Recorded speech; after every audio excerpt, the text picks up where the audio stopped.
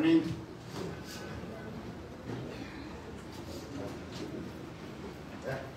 How po kayo?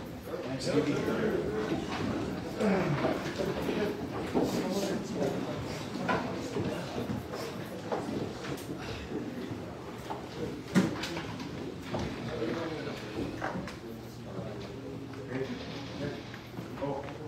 Pero pa rito. Pwede yung matirahin.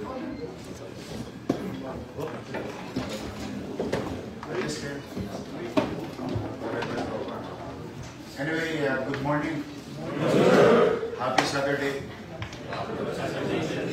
Anyway, first I would like to congratulate each and every one of you.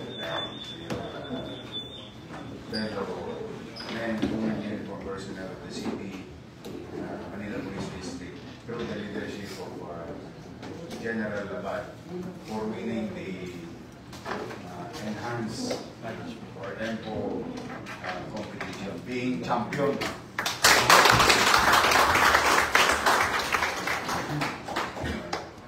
You did that for our people.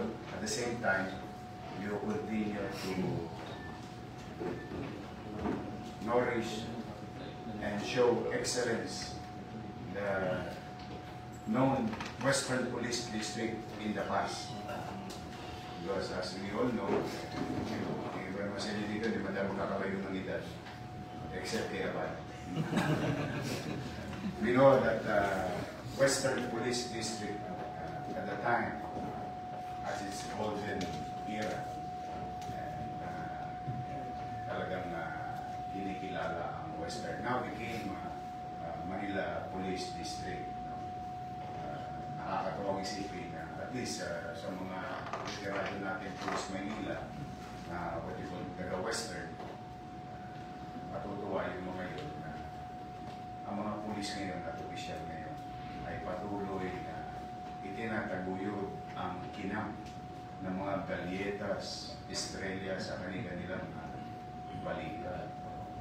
Matutuwa yung ating mga ginawang pulis. Keep it that way, General, to all of you. And congratulations with the data that we have. We rose 9.2% of crime solution approach ninyo lahat. As I have been promising the people of Manila,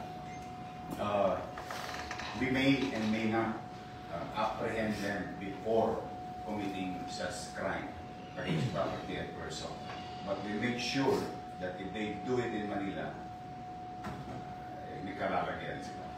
Kapapanagutin natin sila sa mata ng batas. And that's what we call certainty in the city of Manila.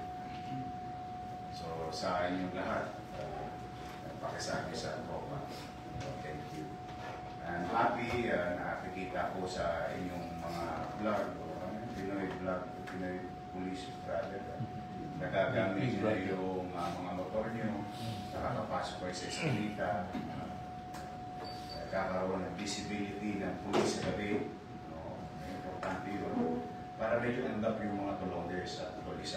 Medyo pag nakakita nila na there is a presence of police, medyo kahit pa paano magdadalawang isip yung mga yun. Third, nakuha nyo na lahat ng mga medical kit niyo. Pati yung mga natin kasamahan. Okay, I hope na hindi mangyari at hoping that when the day comes, at least kahit meron tayong simple tools. These are simple tools that may save lives, your family, and others. So always prepare that. Dito walang sisinungin. Whether tatlo galyetas mo sa balikat, o dalawa, o isa, o may estrella ka, o mayor ka, walang sisinungin. This, we cannot, we are ready as a city government. We are ready. But how ready we are, we don't know. Kasi we cannot quantify future event, especially in this kind of situation. At least, not belittling sulong, sunog. Pag may nasunog, kaya mo agad i-quantify yung effort na ibibigay mo para makapula. But in this case kasi, it will happen in a few seconds. In less than 2 minutes, it may happen. Sudden movement of earth may cause, based on estimated numbers of possible casualties in Metro Manila, it's between 30 to 50,000. One day, I don't know. When it's gonna happen, I don't know. Just be prepared, always. No? Yun lang naman ang kaya natin gawin. Handa tayo, naggagayak naman ang lungsod. Pero siyempre, mahirap pa rin. Kaya ano lang tayo para lagi lang tayo handa. So, yun naman ang matay.